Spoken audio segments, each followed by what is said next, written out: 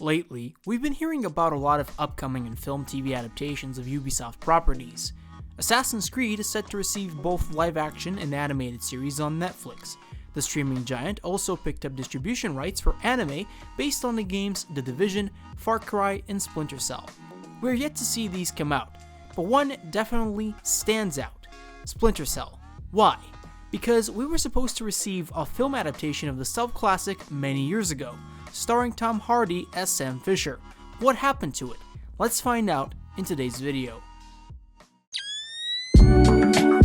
It all started in 2004 when it was announced that Splinter Cell was in development at Paramount, with Peter Berg signing on to direct. The film's script would be the collaborative work of Berg, Splinter Cell game writer J.T. Petty, and John J. McLaughlin. According to Paramount, the movie is aimed at combining the game's blend of stealth action with dynamic and original characters. In an interview with Movie Hole regarding the project, Peter Berg said, "It's going excellent. JT is doing the weight of the writing on it, and I'm going to take all the credit. I'm a big fan of that kind of story. I love secret agent books. I love Bourne, with missions, kidnappings, executions, and assassinations. I read books like all of the Ludlum books. I like the Alistair MacLean books like Guns of Navarone. I just like that kind of stuff." Berg hinted at potentially casting Mark Wahlberg as Sam Fisher, but it's too early to decide, he says in the Movie Hole article. We also learned that names like Eric Bana, Thomas Jane, and Kurt Russell were also considered to play the third echelon agent. In 2005, Splinter Cell Chaos Theory, the third entry in the video game series, is released. Special editions for that title would include what looks to be a short teaser trailer for the film that reveals a fancy title card. Paramount Pictures presents Tom Clancy's Splinter Cell, the movie. Coming soon, only to theaters. At that time, the movie stalled production at Paramount due to shuffling by executives, and as a result, Peter Berg opted out of the project in favor of directing Universal's The Kingdom. In that same year, DreamWorks would acquire the rights to the Splinter Cell film with a new writer at the helm, Daniel Pine. Following the news, there would be radio silence with no updates regarding the project for many years. Ironically, during this time, DreamWorks would be acquired by Viacom, the parent company of Paramount Pictures. Where the hell are you, Fisher?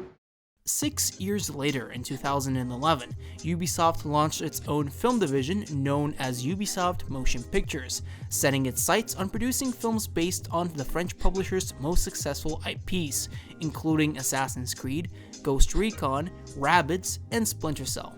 Ubisoft Motion Pictures was aiming to create consistent storylines with every production while keeping them true to the games and expanding beyond their target audience. One of their first goals was to have scripts done for each film adaptation by the end of the year. In 2012, there would be a bidding war to secure a deal to make a Splinter Cell movie, with frontrunners being Warner Bros. And Paramount Pictures. In November of 2012, Tom Hardy was announced to play the role of Sam Fisher. In 2013, the Splinter Cell film would eventually find a production company, New Regency. The following year, Doug Liman joined the project as the director, with the script focusing on a young Sam Fisher rather than the mature and experienced Sam that's in the video games. It was announced that filming would commence in early 2015. Lyman's tenure as a director won't last long, as he left in April of 2015. Director Joseph Kahn was targeted shortly after the shocking resignation, but the replacement was never made. During that time, the script was in the process of rewriting and was eventually completed in 2017. During this time, the Assassin's Creed film had come out and ended up being a financial and critical disaster. That certainly raised eyebrows about Splinter Cell's status, as it was under the radar for 2 years. In an interview with Collider on whether or not the box office disaster had an effect on the project, producer Basil Iwanik says, "They're separate kinds of things. The story of the financial success of Assassin's Creed is yet to be told because we do live in an international world. It's still rolling out.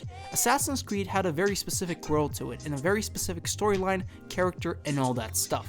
Splinter Cell really is a first-person shooter game. What the hell has happened to this business? And so the challenge of making Splinter Cell interesting was we didn't have this IP with a very specific backstory.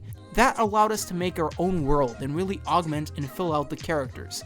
I don't think one applies to the other because I don't think our movie will feel like a movie that came out of a video game.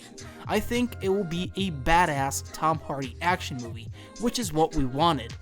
The way the producer spoke of Splinter Cell was worrying enough for some fans and the media outlets, as what he described was a film that barely sounded like the iconic video game. The other worrying part of this interview was that he mentioned that they were aiming to make it a PG-13 action film as opposed to an R-rated one. It does not sound fitting as the game's franchise consists of titles that are mostly not suitable for children. Since then, there would be once again radio silence about this film, with many regarding it to be stuck in development hell or outright cancelled. There were rumors in 2020 that the film was being reworked as a show on Netflix with Tom Hardy as Sam Fisher, but this is yet to be confirmed by either party, and given the relevancy of this rumor, it's probably false or scrapped altogether. The only Splinter Cell production that's been confirmed so far is the animated series written by John Wick's Derek Kolstad. It's highly unlikely that this anime is related to the live-action project, and as of this recording, there are no traces leading to the movie making it out of development hell, and it could be cancelled for all we know. This leads us to the question, can a Splinter Cell film be made in the present when the franchise has faded into obscurity since 2013? There hasn't been a title in the series made for the last generation of consoles, and the only time we ever saw Sam Fisher post a blacklist was being relegated to a guest role in the most recent Ghost Recon games and Rainbow Six Siege. Ubisoft did confirm a remake of the first Splinter Cell game, but given their history with such projects, it doesn't sound very hopeful. I am glad that the live-action film is stuck in development hell for a couple of reasons. The timing wasn't right, and the last known direction they could have gone forward with was a recipe for disaster. It didn't sound like Splinter Cell, and Assassin's Creed's box office numbers definitely scared away any further attempts of banking on yet another shallow adaptation. It surely wouldn't have lived up to what Ubisoft had in mind with their film division when launching in 2011. I think that had that movie been done back in the mid-2000s with Peter Berg at the helm, the timing would have been perfect, seeing the director's credits during that time. The Tom Hardy-led one with Doug Liman as the director would have worked as well, although a bit late. Liman's credits are no joke either. He directed The Bourne Identity and Edge of Tomorrow, with the latter being a surprisingly good adaptation of a Japanese manga. Now, whether or not each of these versions would have delivered, I'm optimistic that they would have been better than what they had envisioned in 2017. When you look at the directors being considered over the years, it boggles my mind that projects with great names attached just perish, while those with the word flop written all over them get greenlit and completed. It's no wonder why people believe in the video game movie curse.